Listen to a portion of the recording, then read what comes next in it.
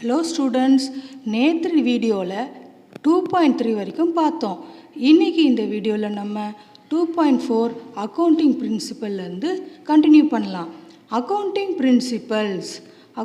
Principles R the basic norms and assumptions developed and established as the basis for accounting system.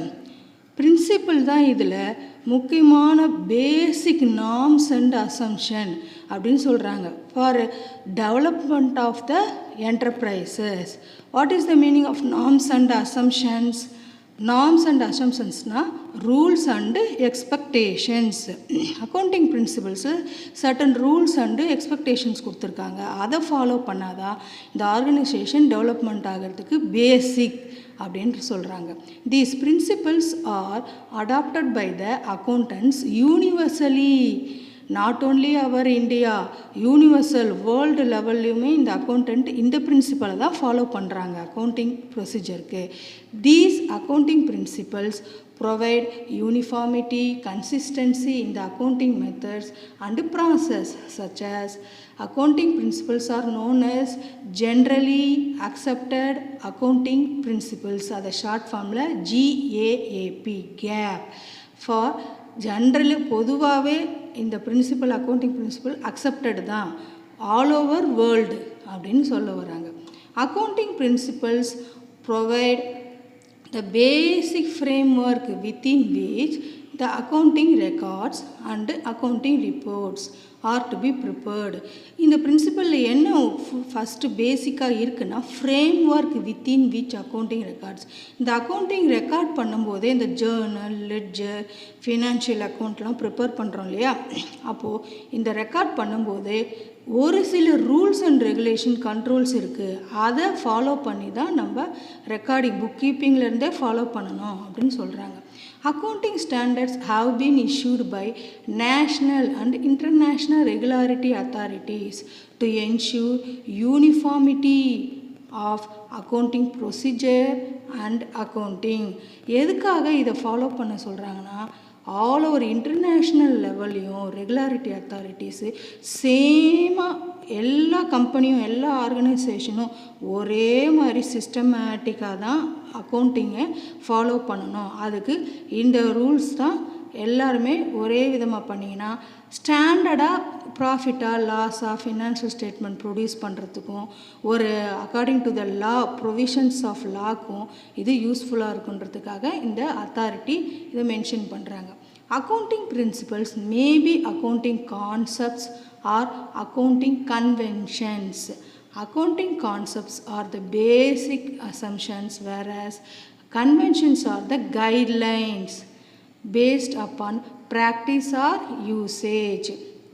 இந்த இடத்துல accounting கான்செப்ட்னா உங்களுக்கு meaning assumptions. Okay, என்னென்ன expectations ஃப்யூச்சரில் என்னென்ன நடக்கும் அப்படின்னு ஒரு அசம்ஷன்லேயே நம்ம அந்த கான்செப்ட் அப்படின்ற மீனிங். கன்வென்ஷன்ஸ்னால் கைட்லைன்ஸ் ஃபார் த ஆர்கனைசேஷன் சொல்கிறாங்க.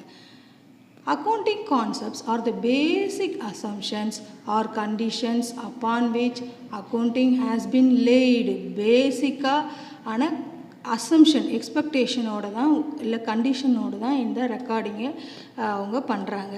Accounting concepts are the results of broad consensus. The word concept means notion or abstraction which is generally accepted. Notion or abstraction, what is that? Rules and expectations. Then accounting concepts provide unifying structure to the accounting process and accounting reports. It also provide, இது இன்னும் include ஆகிருக்கு accounting கான்செப்டில், accounting reports and structure to the accounting process உங்களுக்கு create பண்ணி கொடுக்குது. The word convention refers to the traditions or usage. கன்வென்ஷன்னாலே ஒரு historical, ஒரு பாரம்பரியமாக இப்படி தான் ரெக்கார்ட் பண்ணிட்டு வரணும், இதை தான் ஃபாலோ பண்ணணும். இதை எப்படி வச்சு கண்டுபிடிக்கிறாங்கன்னா ரொம்ப காலமாக இதே யூசேஜ்லேயும் இருக்குது அப்படின்றது தான் கன்வென்ஷன் சொல்கிறாங்க.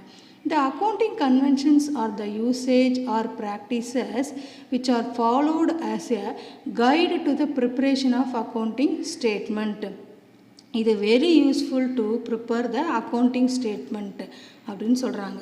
The utility of these accounting conventions have been recognized by regulatory authorities of accountancy in making financial statements more realistic, reliable, useful to all concerned parties. இப்போ இந்த அக்கௌண்டிங் கான்செப்டு, கன்வென்ஷன்ஸு அதெல்லாம் யூஸ் பண்ணுறதால இந்த ரெகுலாரிட்டி அத்தாரிட்டி என்ன சொல்கிறாங்கன்னா, இந்த statements, financial statement இருக்குல்ல, ஒரு பிஸ்னஸில் அவங்க நோட் பண்ணுற after book keeping, Journal, ledger, இந்த அக்கௌண்டிங் ப்ராசஸ், ட்ரேடிங் இதெல்லாம் இருக்கு இல்லையா. ஸோ இதெல்லாம் ப்ரிப்பேர் பண்ணி வைக்கிறது அதிகபட்சமாக உண்மைத்தன்மை இருக்கணும் அப்படின்றாங்க. Realistic, reliable and useful to concern parties. யார் கன்சர்ன் பார்ட்டிஸ் நம்ம ஏற்கனவே படிச்சிருக்கோம். யார் யார்? Owners, creditors, banks, government, suppliers, customers, இவங்களுக்கு எல்லாருக்குமே யூஸ்ஃபுல்லாக இருக்கிற மாதிரி இந்த ஸ்டேட்மெண்ட்டு என்னவாக இருக்கும்? ரியலிஸ்டிக், உண்மைத்தன்மையாக இருக்கணும் அப்படின்னு சொல்கிறாங்க. The important accounting concepts and conventions are discussed below. இந்த கன்வென்ஷனும் கான்செப்டும் உங்களுக்கு பாயிண்ட் வைஸ், பேராகிராஃப் வைஸ் கொடுத்துருக்காங்க. ஃபஸ்ட்டு ஒன்று பிஸ்னஸ் என்டிட்டி கான்செப்ட். இது ஃபஸ்ட்டு இந்த அக்கௌண்டிங் பிரின்சிபலில் பிஸ்னஸ் என்டிட்டி கான்செப்ட்னா என்ன அப்படின்னு பார்ப்போம். This concept implies that a business unit is separate and distinct from the owner or owners, that is, the persons who supply capital to it. Based on this concept, accounts are prepared from the point of view business and not from the owner's point of view. Hence, the business is liable to the owner for the capital contributed by him or her.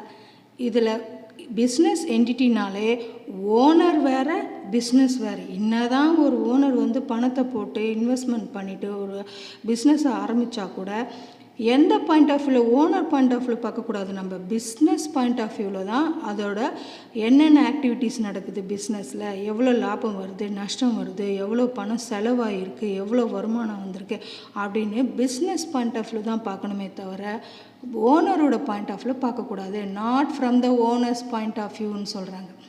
According to this concept only business transactions are recorded in the books of accounts. Personal transaction of owners not recorded, but their transaction with the business, such as capital contributed to the business, cash withdrawn from the business for the personal use, will be recorded in the books of accounts. It implies that the business itself owns assets and owes liabilities. இப்போ என்ன சொல்கிறாங்கன்னா, இந்த பிஸ்னஸில் அவர் capital invest பண்ணுறாருல, அது must be recorded. அது மட்டும் இல்லாமல் personal யூஸுக்காக கேபிட்டல்லேருந்தே cash withdrawn from the owner. For example, அவருடைய மெடிக்கல் செலவுக்கோ இல்லை ஒரு ஹெல்த்துக்கு பர்சனலாக ஒரு ஃபார் எக்ஸாம்பிள் பைக் வாங்குறான்னு வச்சுக்கோங்க. அவர் பிஸ்னஸில் போட்ட பணத்துலேருந்து கேபிட்டல்லேருந்து ஒரு 1 lakh எடுத்து பர்சனல் யூஸுக்காக வாங்குறாரு, பைக் வாங்குறாரு, வீடு கட்டுறாரு, இல்லை மெடிக்கல் செலவுக்காக எடுக்கிறாருன்னா it also should be recorded.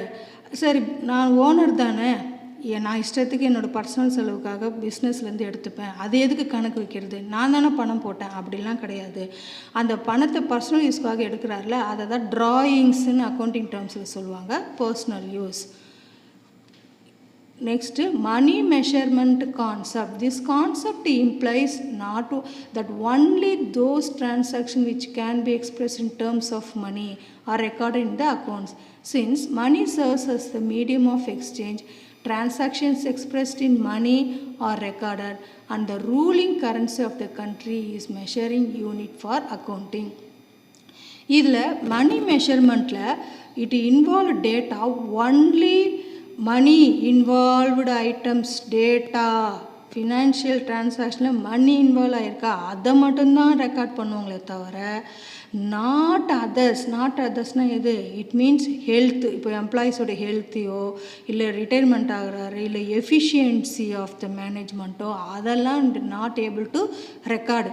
Without any financial money point of வியூவில் இருந்தால் தான் ஒவ்வொரு டிரான்சாக்ஷனும் ரெக்கார்ட் பண்ண முடியுமே தவிர மற்றபடி அந்த ஹெல்த்து, இப்போ for example transaction which don't involve money will not be recorded. இப்போ டிரான்சாக்ஷன் நடக்குது, ஆனால் அதில் மணியே இன்வால்வ் ஆகுது. எக்ஸாம்பிள் கொடுத்துருக்காங்க பாருங்கள். Working conditions in the work place.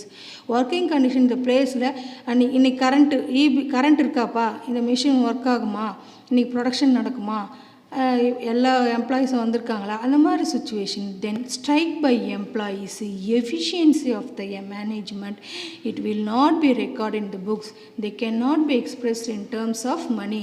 இந்த மாதிரி ஸ்ட்ரைக்கோ ரிட்டையர்மெண்ட் ஆகுறாங்க, ஹெல்த் இஷ்யூ, இதெல்லாம் வந்து ரெக்கார்ட் பண்ண முடியுமா?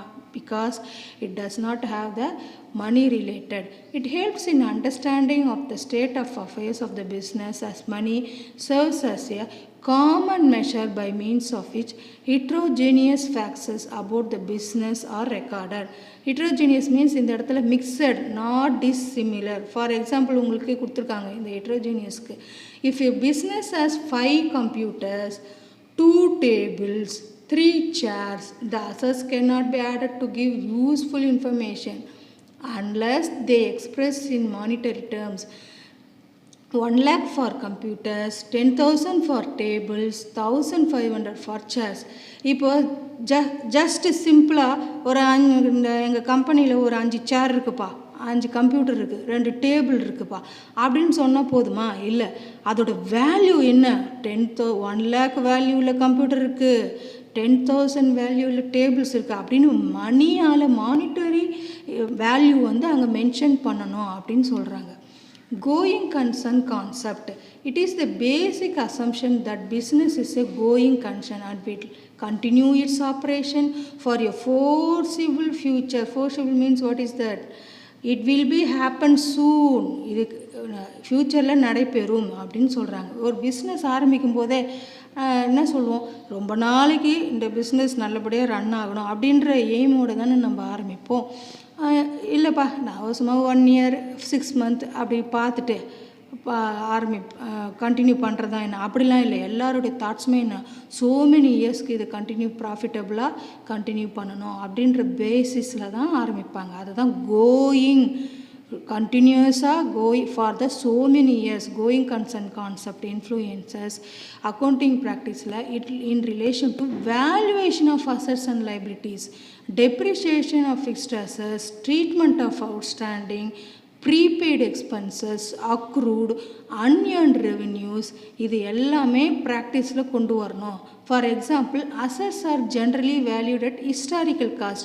Any increase or decrease in the value of assets in the short period is ignored. என்ன சொல்கிறாங்கன்னா, சும்மா அசட் வாங்கின 5 lakhs ஒரு மிஷினரி வாங்குறாங்கன்னு வச்சுக்கோங்க, ஒரு 10 லட்ச ரூபாய்க்கு லேண்டு வாங்கி போடுறாங்க ஒரு வேர் ஹவுஸ்க்கு குடோன் கட்டுறதுக்குன்னு வச்சுக்கோங்க. அதில் இன்க்ரீஸும் ஆகும். இப்போ போன வருஷம் 2 வருஷத்துக்கு முன்னாடி வாங்கின லேண்டோட மதிப்பு after 2 years 3 years it must be increased இல்லையா? அந்த வேல்யூ இங்கே மென்ஷன் ஆகாது. அதே மாதிரி ஒரு 5 lakhs கொடுத்து ஒரு மிஷின் வாங்கியிருக்காங்க ப்ரொடக்ஷனுக்காக, அது ஒரு 4-5 வருஷம் ஒர்க் ஆகிட்டா அதில் தேய்மானம் இருக்கும், அதை தான் டெப்ரிஷியேஷன் சொல்கிறாங்க. அதை நாட் டேக்கன் இன்டு கன்சிடரேஷன் சொல்கிறாங்க. அக்கௌண்டிங் எழுதும்போது இதை எடுத்துக்க மாட்டாங்க. அதே மாதிரி அவுட்ஸ்டாண்டிங் எக்ஸ்பென்சஸ்னால் எட் டு பி பெய்டு. இப்போ ஒரு ரெண்ட்டு இப்போ ரெண்ட்டுனா ஒரு வாடகை இருக்குன்னா ஒரு மாதம் கழிச்சு தானே பே பண்ண போகிறோம் அதை rent. So yet to be paid, இன்னும் கட்டலை. அப்புறம் ப்ரீபெய்டு. இந்த இடத்துல ப்ரீபெய்ட்னா என்ன சொல்லியிருக்கோம், இப்போ ஃபோனுக்கெலாம் நம்ம ரீசார்ஜ் பண்ணுறோம்ல, ஃபோனே பேசலை, அடுத்த மாதம் தான் பேச போகிறோம், அதுக்கு முன்னாடி பணத்தை கட்டிட்டு தானே அதுக்கப்புறம் யூஸ் பண்ணுறோம். ஸோ அதெல்லாம் ப்ரீபெய்டு. அக்ரூடு, அன்ஏர்ன்டு ரெவென்யூஸ், இது மாதிரி எக்ஸாம்பிள். இதெல்லாம் வந்துட்டு என்ன சொல்கிறாங்க, கோயிங் கன்சர்ன் வேல்யூ ஆஃப் அசட்டில் நாட் டேக்கன், சும்மா ஜஸ்ட் வேல்யூ தான் அவங்க கன்சிடரேஷனுக்கு கொண்டு வராங்க. அட்ஜஸ்டிங் இதெல்லாம் சொல்லுவாங்க, அட்ஜஸ்டிங்கை நாட் டேக்கன் இன்டு அக்கௌண்ட் அப்படின்னு சொல்கிறாங்க. Next, cost concept. An asset is recorded in the books on the basis of historical cost, that is the acquisition cost. Acquisition காஸ்ட்னால் இந்த இடத்துல என்னது, shipping cost, sales tax include ஆகிருக்கு, installation include ஆகிருக்கு, testing, custom fees, இதெல்லாம் சேர்ந்து தான் ஒரு அசட்டை வாங்க முடியும். It will be base for all further accounting. It does not mean that asset will always be shown at cost. It is recorded at the cost at the time of purchase, but it is systematically reduced in the book value, charging depreciation. நம்ம என்ன நினைக்கலாம், வாங்கின 10 lakhs அதோட மதிப்பு அப்படியே இருக்கும்னு இல்லை. It will be charging depreciation, தேய்மானத்து கழிச்சிட்டு மைனஸ் பண்ணிட்டு தான் நம்ம காஸ்ட் கான்செப்டில் காமிக்க முடியும். This concept has the following limitation. இதுலேயும் சம் ஆஃப் த கண்ட்ரோல் இருக்குது. என்னென்ன, if an inflationary situation when prices of commodities increase, valuing the assets at a historical cost may not represent the true position of the business.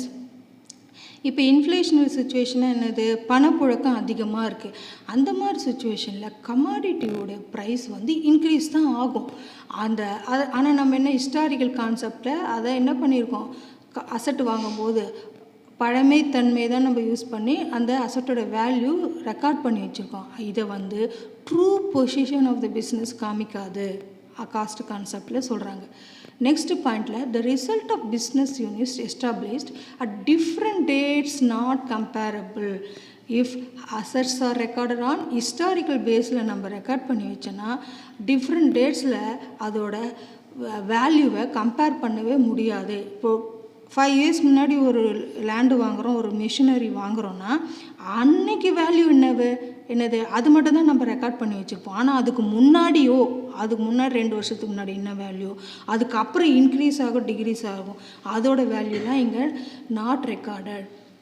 Assets which don't have acquisition costs such as human resource not recognized under this concept. Asset acquisition காஸ்ட்டும் இதில் involve ஆகலை. அதே மாதிரி human resource, employees, managers, அந்த மாதிரி ஆளுங்களுடைய வேல்யூவும் அவங்களோட மதிப்பும் இங்கே இந்த கான்செப்டில் சொல்லலை அப்படின்னு சொல்கிறாங்க. அவங்களுக்குன்னு தனி வேல்யூவை காமிக்கலை அப்படின்னு சொல்கிறாங்க.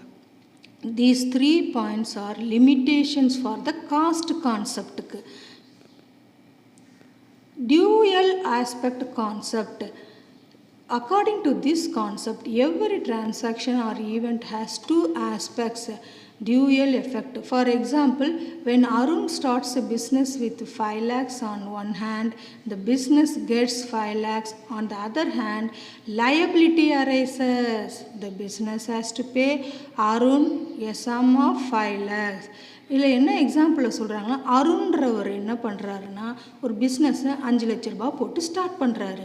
பிஸ்னஸுக்கு என்ன வருது, முதலீடு வருது, இன்வெஸ்ட்மெண்ட் பண்ணுறாரு. அருண் தான் ஓனர்னு வச்சுக்கோங்க. அதே சமயத்தில் அந்த பிஸ்னஸ் பாயிண்ட் ஆஃப் வியூவில் அருணுக்கு 5 லட்ச ரூபா அது என்ன பண்ணணும், லயபிலிட்டி, பொறுப்பு உருவாகுது, கொடுக்கணும். அவர் கடனாக கொடுத்துருக்க மாதிரி இன்வெஸ்ட்மெண்ட் பண்ணியிருக்காரு, அதை ப்ராஃபிட்டபுளாக நம்ம ரிட்டர்ன் பண்ணக்கூடிய பொசிஷனில் இருக்குது. So dual means what is that, double effect. ஒவ்வொரு டிரான்சாக்ஷனும் 2 எஃபெக்ட்டு இன்வால்வ் ஆகிருக்கு. This is the concept. இந்த இடத்துல வந்து அசட் கேஷுன்றது பிஸ்னஸ் பொறுத்த வரைக்கும் ஒரு கேஷு வந்து அசட்டாகவும் உள்ளே வந்திருக்கு. அதே மாதிரி அருணுக்கு என்ன பண்ணணும், அருண் இஸ் த கிரெடிட்டார், கடன் இந்த ஒரு மாதிரி பணத்தை முதலீடு பண்ண ஒரு மாதிரி, அவருக்கு லயபிலிட்டியாகவும் திருப்பி செலுத்தக்கூடிய பொசிஷனில் இருக்குது. This is the concept which recognizes the fact that for every debit there is a corresponding equal credit. This is a basis for entire system of double entry bookkeeping. From this concept, basic accounting equation, இந்த கான்செப்ட்லேருந்து basic accounting equation create ஆகுது. Formula what is that, capital plus liabilities equal to assets. அசட்ஸ்னால் எது உள்ளடக்கிது, கேபிட்டலும் லயபிலிட்டியும் சேர்ந்து தான். இப்போ இந்த எக்ஸாம்பிள் அருண் 5 lakhs கேபிட்டல் போட்டிருக்காரா, லயபிலிட்டியும் இந்த 5 lakhs தான் பொறுப்பும். ஸோ இதுதான் என்ன சொல்கிறோம், அசட் அப்படின்னு சொல்கிறோம். Periodicity concept. This concept deals with preparing accounts for a particular period. As the proprietors, investors, creditors, employees, government are interested in knowing the performance of the business unit periodically. it becomes necessary to select a particular period, normally 1 year, for measuring performance. நார்மலாகவே accounts வந்து accounting period 1 இயருக்கு தான் calculation வச்சுருப்பாங்க. So ஒவ்வொரு யூசர்ஸுக்கும், investor, owner, employees, கவர்மெண்ட்டுக்கெலாம் நம்ம once எ time 1 இயருக்கு once நம்ம report, financial ரிப்போர்ட்டை அவங்களுக்கு சப்மிட் பண்ணி ஆகணும். அதை தான் இந்த பீரியாடிசிட்டி கான்செப்டில் சொல்கிறாங்க. Hence, financial statements are prepared after every accounting period, not at the end of its life. பிஸ்னஸோட எண்டிங்கில் போயிட்டு அக்கௌண்ட்ஸ் நான் ப்ரிப்பேர் பண்ணுறேன், லாபமா நஷ்டமானு பார்க்குறேன், அப்படிலாம் கிடையாது. எவ்ரி இயர் அக்கௌண்டிங் பீரியடில் நம்ம இப்போது ஃபினான்ஷியல் பொசிஷனையும் டிரான்சாக்ஷன் என்ன நடந்திருக்குன்றதை நம்ம ரிப்போர்ட்டாக காமிக்கணும். This concept helps the business distribution of income to the owners and comparing and evaluating performance of different periods. இந்த கான்செப்ட் யாருக்கெல்லாம் யூஸ் ஆகுது? Distribution of income. இப்போ இவ்வளோ இன்கம் இருக்குது, ப்ராஃபிட் ஏர்ன் பண்ணிட்டோம் இந்த பிஸ்னஸில், அதை ஓனருக்கு கான்ட்ரிபியூட் பண்ணி ஆகணும். அதுக்கப்புறமா போன வருஷம் எவ்வளோ லாபம் நஷ்டம் நடந்திருக்கு, இப்போ எப்படி இருக்குன்னு கம்பேர் பண்ணுறதுக்கும், and evaluating means developing performance of different periods. ஒவ்வொரு காலகட்டத்துக்கும் நம்ம பிஸ்னஸை எப்படி இன்னும் கொஞ்சம் டெவலப் பண்ணலாம், இன்னும் ஒரு டெக்னாலஜி இல்லை இன்வென்ஷன், நியூ மெத்தடை கொண்டு வந்து நம்ம பிஸ்னஸில் யூனிட்ஸை அதிகமாக ப்ரொடியூஸ் பண்ணலாம் அப்படின்ற கான்செப்டெலாம் இந்த அக்கௌண்டிங் ஸ்டேட்மெண்ட்லேருந்து கிடைக்கிது. Matching concept. According to this concept, revenues during an accounting period are matched with the expenses incurred to earn the revenue during that period. This concept is based on accrual concept and periodicity concept. Periodicity concept fixes the time frame for measuring performance and determining financial status. இதில் என்ன சொல்கிறாங்கன்னா, according to accounting பீரியடில் எவ்வளோ தான் revenue வந்திருக்கு, வருமானம் இருக்குது பிஸ்னஸில், அது மட்டும் இல்லாமல் செலவையும் வருமானத்தையும் கம்பேர் பண்ணுறாங்க. மேட்சிங், எந்த அளவுக்கு செலவு நடந்திருக்கு, அதுக்கேற்ற வருமானம் வந்திருக்கா அப்படின்னு சொல்கிறது தான் இந்த மேட்சிங் கான்செப்டில் சொல்கிறாங்க. All expenses paid during the period not considered, but only expenses related to the accounting period are considered அப்படின்னு சொல்லுவாங்க. இப்போது ஃபார் எக்ஸாம்பிள், ஒரு கம்பெனி பிஸ்னஸ் ஆரம்பிக்கிறதுக்கு முன்னாடி நிறைய செலவுலாம் பண்ணியிருக்கோம், அதெல்லாம் இங்கே எக்ஸ்பென்சஸில் காமிக்கல. After the starting of business அப்படின்ற எக்ஸ்பென்சஸை தான் இங்கே காமிக்கிறோம் அப்படின்னு சொல்கிறாங்க. On the basis of this concept, adjustment are made for outstanding, prepaid, accrued, unearned revenues. இப்போ இந்த இடத்துல உங்களுக்கு அவுட்ஸ்டாண்டிங்னா என்ன, ப்ரீபெய்ட்னா என்னன்னு இங்கே நான் நோட் பண்ணி காமிச்சிருக்கேன் பாருங்கள். அவுட்ஸ்டாண்டிங்னா வேஜஸ். சில இடத்துல wages yet to be paid, இந்த மந்த்து ஃபுல்லாக ஒர்க் பண்ணியிருப்பாங்க எம்ப்ளாயீஸ், அவங்களுக்கு நெக்ஸ்ட் மந்த்து தான் பேமெண்ட்டு சேலரி கொடுக்கணும். அதே மாதிரி ப்ரீபெய்டு அப்படின்னா இப்போ ஃபார் எக்ஸாம்பிள் நான் முன்னாடியே கொடுத்துருவாங்க, பே பண்ணிவிடுவாங்க அட்வான்ஸாக, அதெல்லாம் இப்போ ஃபோன் ரீசார்ஜ் சொன்னால அந்த மாதிரி எக்ஸாம்பிள் எடுத்துக்கலாம். அக்ரூடு மீன்ஸ் கூடி உள்ள. இப்போ ரெண்ட்டு ஒரு 1 மந்த்து ஃபுல்லாக வெயிட் பண்ணால் தானே நெக்ஸ்ட் மந்த்துக்கு ரெண்ட்டு கிடைக்கும் நம்மளுக்கு வாடகை, அதெல்லாம் அக்ரூடு பேஸில் வரும். அன்ஏர்ன்டுனா advance payment before the service getting or goods getting, அதான் அன்ஏர்ன்ட் ரெவென்யூ சொல்கிறோம். Also due provisions are made for depreciation, fixed assets and bad debts relating to accounting period. It matches the revenues earned during an accounting period with the expenses incurred during that period to earn the revenues before sharing any profit or loss. இந்த மாதிரி அட்ஜஸ்ட்மெண்ட்லாம் இருக்குல்ல, அவுட்ஸ்டாண்டிங்கு, prepaid, டெப்ரிசியேஷனு, அன்ஏர்ன்டு, accrued, இதெல்லாம் அட்ஜஸ்ட்மெண்ட்டில் accounting ஸ்டேட்மெண்ட்டை காமிச்ச அப்புறம் தான் net payment, net profit எவ்வளவு, loss எவ்வளோன்னு கண்டுபிடிக்கணும். ஆனால் அக்கௌண்டிங் சிஸ்டத்தில் இது என்ன சொல்கிறாங்க, அப்படியே before the sharing any profit முன்னாடி கண்டுபிடிச்சா தானே ரியல் அக்கௌண்டிங் ஸ்டேட்மெண்ட் கிடைக்கும். அதை தான் இந்த கான்செப்டில் சொல்கிறாங்க. Next realisation concept. According to realisation concept, any change in the value of asset record only when business realise. When assets are recorded at historical value, any change in value is to be accounted only when it realizes. இந்த இடத்துல ரியலைசஸ்னால் ஒரு asset இருக்குது, அதோட value before 5 years 10 years ஒரு 5 lakhsக்கு வாங்கியிருப்பாங்க. ஆனால் ஒரு 5-10 வருஷம் கழித்து அதே வேல்யூக்கு விற்கணுமா? இல்லை, அதில் தேய்மானம் நடந்திருக்கும். இப்போ ஃபார் எக்ஸாம்பிள் நம்ம வீட்டில் ஒரு ஃப்ரிட்ஜோ வாஷிங் மிஷினோ வாங்கி யூஸ் பண்ணுறோம். ஒரு 5-6 வருஷம் நல்லா யூஸ் பண்ணிவிட்டு நான் வாங்கின விலைக்கே 20,000க்கு வாங்கினேன், அந்த 20,000க்கே தான் நான் திரும்பி விற்பேன் அப்படின்னு சொல்ல முடியுமா? அது செகண்ட் ஹேண்ட் ஆகிடுது இல்லையா, அது தேய்மானம் இருக்கும். ஸோ அது குறைஞ்சிடும் அதோட வேல்யூ. அதை தான் பெரிய பெரிய கம்பெனிலையும் மெஷினரியோட வேல்யூ கூட குறையும் அப்படின்னு சொல்கிறாங்க. Objective evidence concept requires all accounting transaction records should be based on objective evidence. The objective evidence includes documentary evidence like cash, receipts, invoice, etc. It ensures authenticity, accuracy, reliability of transaction entered in the books of accounts. இதில் என்ன சொல்கிறாங்கன்னா objective evidence இருக்கணுன்ற. ஆப்ஜெக்டிவ்னா என்ன? Bill இருக்கணும். எந்த transaction நடந்தாலும் bill எடுத்துகிட்டு வா.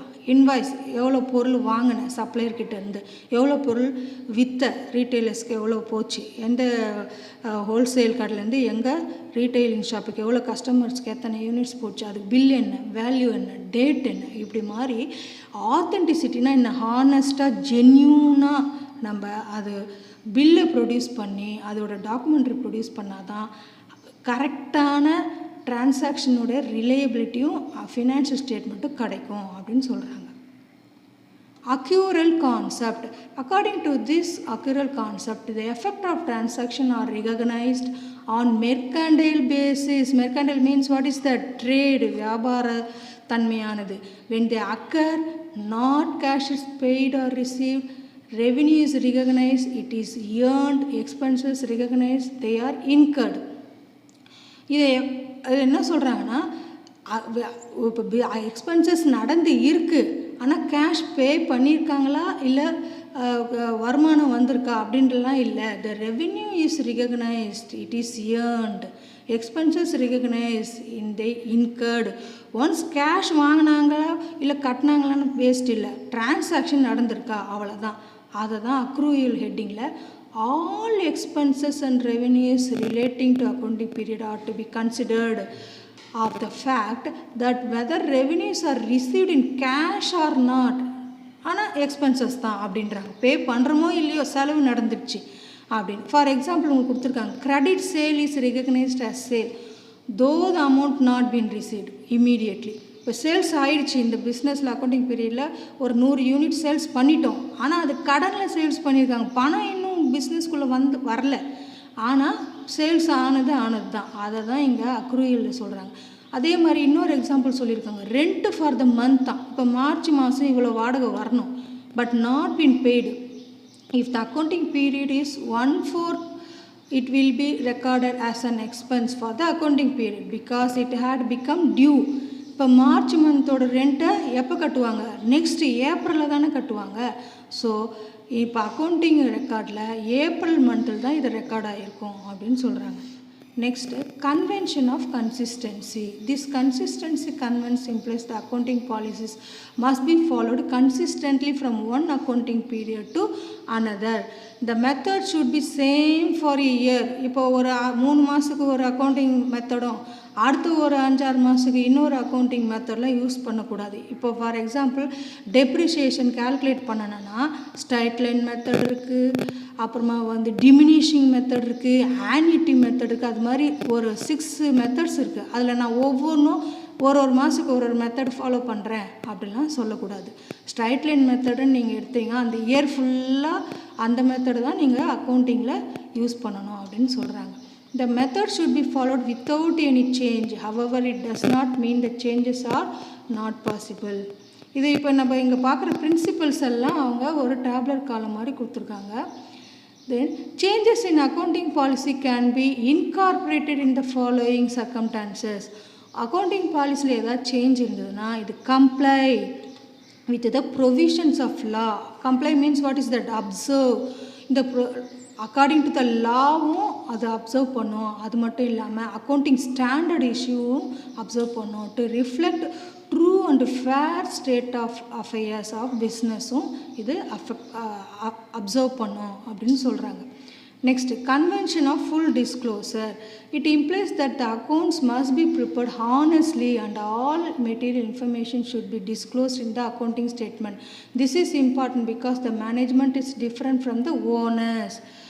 மேனேஜ்மெண்ட் என்ன தான் கேபிட்டல் ஒரு இன்வெஸ்ட்மெண்ட் பண்ணாலும் ஓனர் வேறு பிஸ்னஸ் வேறு அப்படின்றத சொல்கிறாங்க. The disclosure should be full fair adequate so that users of the financial statement can be correct assessment about the financial position and performance of the business unit. Full disclosure, full information அவங்க disclose பண்ணாதான் பிஸ்னஸில் கரெக்டான financial position இருக்கா, அதோட performance எப்படி business அப்படின்றத கண்டுபிடிக்க முடியும்னு சொல்கிறாங்க. Next, convention of materiality. According to this convention, financial statement should disclose all material items which might influence the decision of the users of financial statement. Hence, any item which is not significant, not relevant to the users need not be disclosed in the financial statement. For example இப்போ மணி related இல்லை quality related அப்படி இருந்தால் தான் நம்ம பிஸ்னஸுக்கு தேவைப்படுற இன்ஃபர்மேஷனை மட்டும்தான் record பண்ணி வைக்கணும் உடைய. அதை விட்டுட்டு தேவையில்லாத விஷயத்தில் நாட் சிக்னிஃபிகண்ட் முக்கியம் இல்லாததெல்லாம் ரெக்கார்ட் பண்ணக்கூடாது அப்படின்னு சொல்கிறாங்க. ஃபார் எக்ஸாம்பிள் பாருங்கள், இப்போது இந்த மணி குவாலிட்டி சைஸ் ரிலேட்டடு மட்டும்தான் இங்கே டிரான்சாக்ஷனை இன்வால்வ் பண்ணணும். இப்போ 2 டைப்பாக ஒரு சோப்பு ப்ரொடியூஸ் பண்ணுற இண்டஸ்ட்ரியில் மெயினாக அவங்க என்ன கான்செப்ட் இருக்கும், அவங்க எவ்வளோ சைஸில் ப்ரொடியூஸ் பண்ணலாம், கலர் என்ன மாதிரி கலர் யூஸ் பண்ணலாம், ஃப்ராக்ரன்ஸ் அதோட வாசனை எப்படி திரவியம்னா எப்படி யூஸ் பண்ணலாம் அப்படி அதே கான்செப்ட் எடுத்துகிட்டு போய் மெஷினரிலாம் ப்ரொடியூஸ் பண்ணுறாங்க பார்த்தியா, அந்த ஆர்கனைசேஷனில் போயிட்டு நம்ம அப்ளை பண்ண முடியுமா? இல்லை. அவங்க மெஷின்ஸுக்கு தேவைப்பட ஒர்க்கிங் கண்டிஷன் எவ்வளவு, என்ஜின் கெப்பாசிட்டி எவ்வளோ, ஸோ இதை மாதிரி கான்செப்ட் தான் இங்கே இன்வால்வ் ஆகும். So, it should be materiality depends on the amount involved, the size of the business, nature, requirement of person decision. One person to another may, one personக்கு இம்பார்ட்டன்ஸாக இருக்கிற விஷயம் another personக்கு immaterial அப்படின்னு சொல்கிறாங்க. Next, convention of conservatism or prudence. It is a policy of caution or playing safe. While recording business transaction, one has to anticipate no income but to provide all possible losses. அதுக்கு example என்ன சொல்கிறாங்க, closing ஸ்டாக்கில் factory வந்து 35,000 சொல்கிறாங்க cost price, ஆனால் 25,000க்கு தான் அதோட realisable value. But while recording the account, 25,000 will be considered because it is lower. எது இப்போ 35,000 25,000 இருக்குது, 25,000 லோயராக இருக்குது, லோயர் அமௌண்ட்டை தான் யூஸ்வலாக நம்ம ரெக்கார்ட் பண்ணி வைப்போமா. According to the realization concept, any increase in value is not to be accounted unless it has materialized. Materialized இந்த கேஸில் என்னது, when it is saleable situation, saleable situationல தான் நம்ம அதை கன்சிடர் பண்ண முடியும். The conservatism convention puts further restriction. என்னது, unrealized gain not anticipated but provision can be made against all possible losses. முக்கியமாகவே அக்கௌண்டன்சி ஆர்கனைசேஷன் லாஸஸ் தான் என்னென்ன பாசிபிளான லாஸ் வருது அப்படின்னு தான் அதை கன்சிடர் பண்ணுவாங்க, தவிர ப்ராஃபிட்டை அந்த அளவுக்கு கன்சிடர் பண்ண மாட்டாங்கன்னு சொல்கிறாங்க. இப்போது இன்றைக்கி இந்த வீடியோவில் நம்ம 1.7 வரைக்கும் பார்த்துருக்கோம். 1.5லேருந்து நெக்ஸ்ட் வீடியோவில் கண்டினியூ பண்ணுவோம். இந்த வீடியோ உங்களுக்கு பிடிச்சிருந்தா லைக், ஷேர், சப்ஸ்கிரைப் பண்ணுங்கள். தேங்க்யூ. ஹலோ ஸ்டூடெண்ட்ஸ், நேற்று